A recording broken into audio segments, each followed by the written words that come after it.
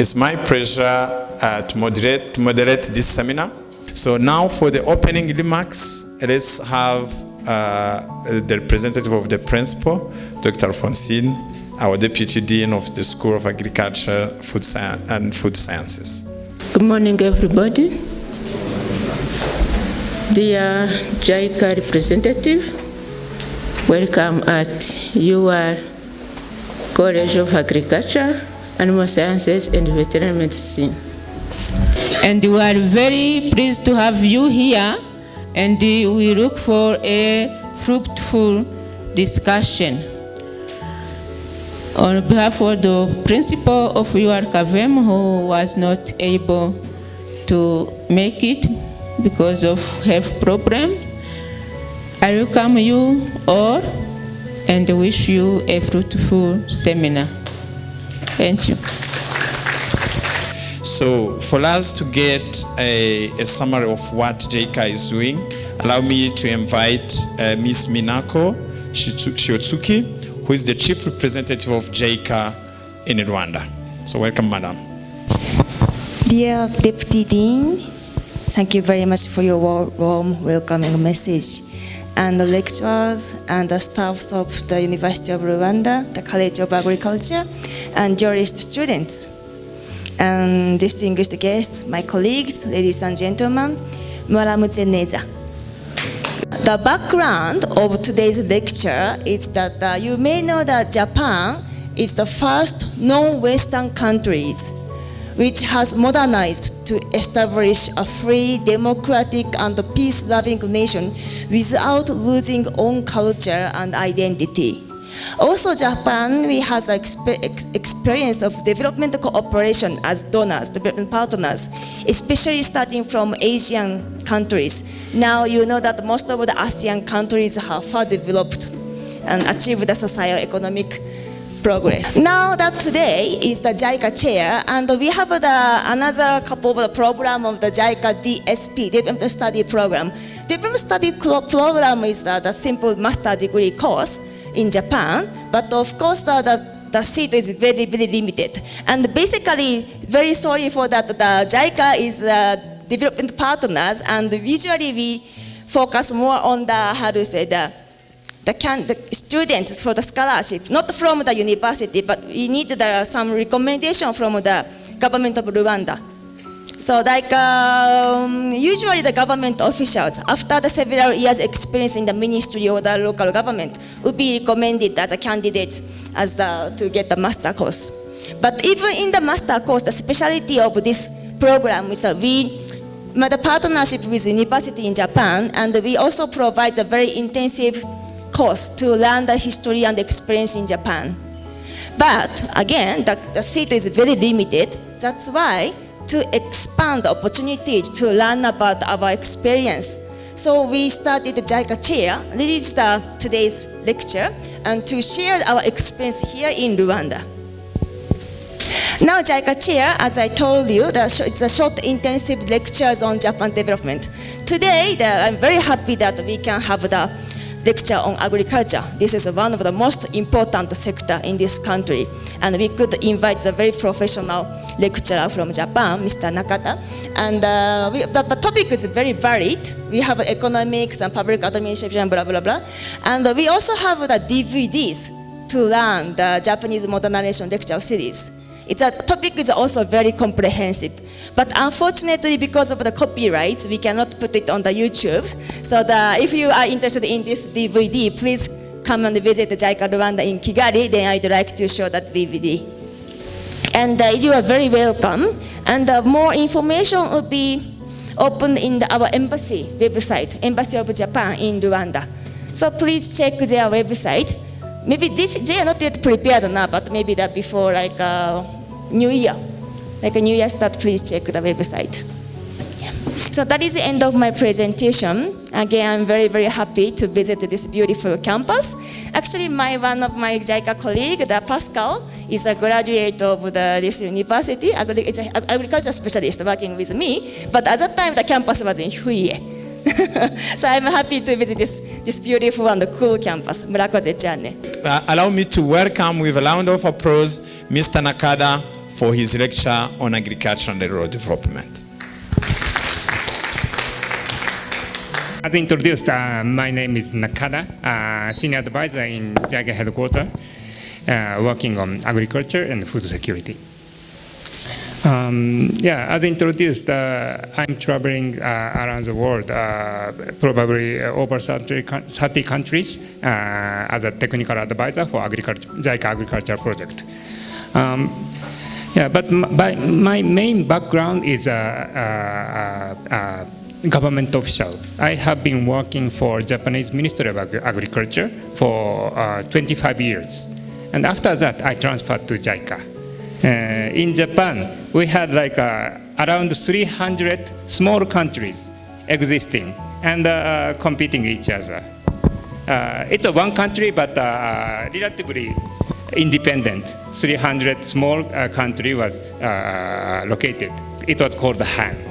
But after year 1880, we unified our country as a single modern nation. And this is the start of Japanese modernization. So if you look at this graph, we can also observe there is a period of growing and also a period of stagnant and period of reduction. I just list up 6 key elements of agricultural development. And my question is, in your just impression, what is the most effective element to productivity enhancement? So please raise your hand if number 1, rainfall is the most important. Please raise your hand. Not many. Oh, okay, just some. Second, irrigation. 1. Oh. Third, fertilizer. Oh, no one raised a hand. Fourth, agricultural labor. Okay. 1. High yielding variety. Okay, many.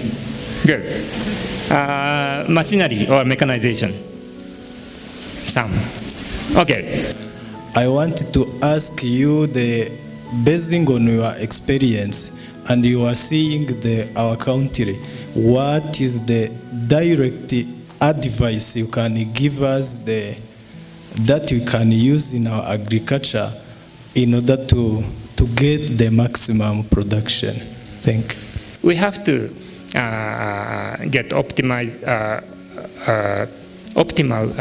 fertilizer application by combining organic and chemical.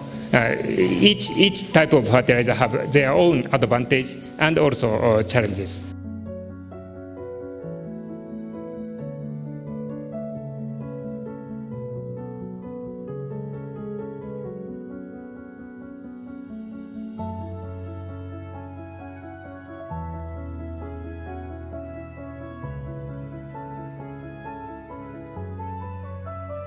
In the next section, we will look at the status of and responses to these 4 gaps while referencing JICA case studies.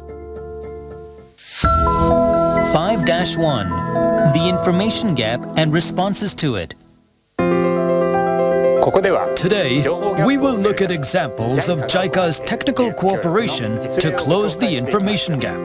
But first, let's look at the price information gap and the quality information gap, which are typical examples of the information gap. Let's start with the price information gap.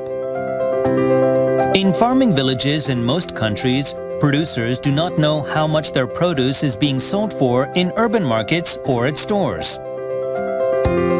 As a result, they do not know what or when they should produce to increase sales. Our challenge has been lack of vocational skills. We realize at different levels we have gaps in skills. And much as my colleague is advocating for some students perhaps to have industrial attachment, is it possible to partner with JICA now and the experts and the advisors to have a base in CAVM where we will always have teams working to enhance vocational skills hands-on, so that we can have models in different departments where we can improve or enhance skills at various stages. And this model will definitely integrate students, lecturers, researchers, and even support staff. We have career center, for example, and we want to work together and see that skills are enhanced because we have serious gap. On behalf of our students, actually, we have what we call industry attachments. This we used to call internship. And JICA, you have some interventions in agriculture which can host our students in the form of industry attachment, academic one.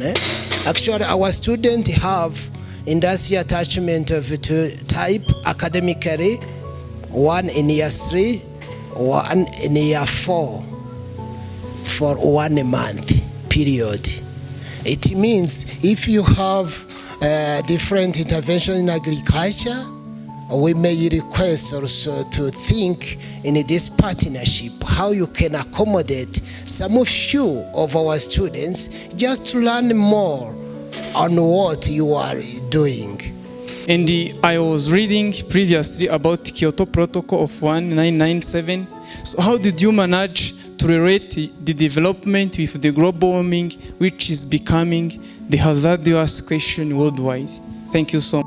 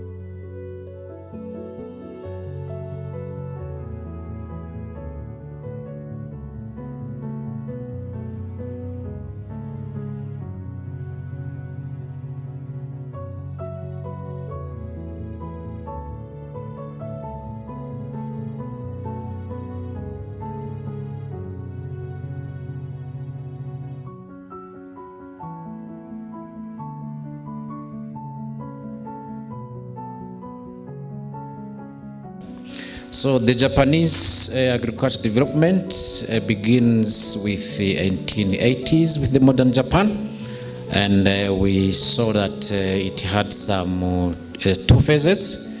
Phase 1 where the output was growing with the input, and phase 2 the output was growing with the decreasing use of input, which was magic, but we ended up by understanding why. That was the reduced use of labor, which was replaced by mechanization.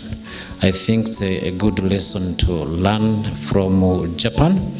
And we also came to understand that the success from the Japanese agriculture development take a lot from use of organic fertilizers, coupled with the high yielding varieties, which is agronomically sound and justified. So we also went through 6 stories of Japanese development in general, particularly touching the ground on agriculture. Among those, we have failure of technology importation. We don't have to copy and paste from the West. We have to adapt, and if possible, we have also to modify the environment for a successful and a quick adoption of the technology. So then something which also touched my heart, that was how the Japanese system struggled with resource limitations, which is a good lesson to learn from our cases in Rwanda. So agriculture in the era of globalization, this is also a point that stimulated the attention of most of us, as well as agriculture for industrialization. From a small literature review that I did, most of the developed countries as we speak now, they have like 2% of agriculture contribution to GDP. So which means we have to struggle and see how we can reduce all the efforts in agriculture and see how agriculture can feed the industries so that we keep the country's GDP growing. That's a good lesson to learn. So then we also came to know and learn that farmers, they had a very big stake in the Japanese development. For example, farmers participate in technology development, like the development of high-yielding varieties, which is something we have also somehow in common with our case in Rwanda, like the use of quality declared seed, unfortunately I think you know, whereby we go through farmers, then we try to identify those good seeds, then we put them in the system. So that's something we also need to know that we have in common. So farmers in Japan, they also participated in organic fertilizer improvement, as well as the horsepower tillage improvement, which is also something we need to amplify as far as Rwanda agriculture is concerned. So then we had really a lot in common, like land consolidation, which is a key policy for the Rwanda agricultural development. We have land consolidation. What I've been telling people is that our land consolidation is there, but we need a bit of organization. We need to organize the site, we need to organize farmers, we need to organize the way they access and they use input. Otherwise, we have a lot to learn from the Japanese style. Subsidies, that's a system which is there. In Rwanda, it is as well digitalized. We have what we call smart hunganire, whereby farmers get seeds and fertilizers from agro dealers up to the remote and the proxy areas. So bank loans, that's somewhere in Rwanda we are not yet there. It's a good lesson to learn from Japan, but we are also doing something similar to that, like a matching grant, whereby a farmer can look for 50% of the investment they need in agriculture, and the government or a given project can provide the remaining 50 free of charge. So then there is the vertical and the horizontal growth with improved profit, which is also another model we came to learn from the Japanese style. So how can we do better? This lecture opened eyes for us. As a next step, we need in-depth consultation to know how you really went step to step to move the agricultural sector in Japan. We need in-depth cooperation, and we also need, particularly for CAVM, in-depth research so that we can materialize all what we have learned from this lecture today.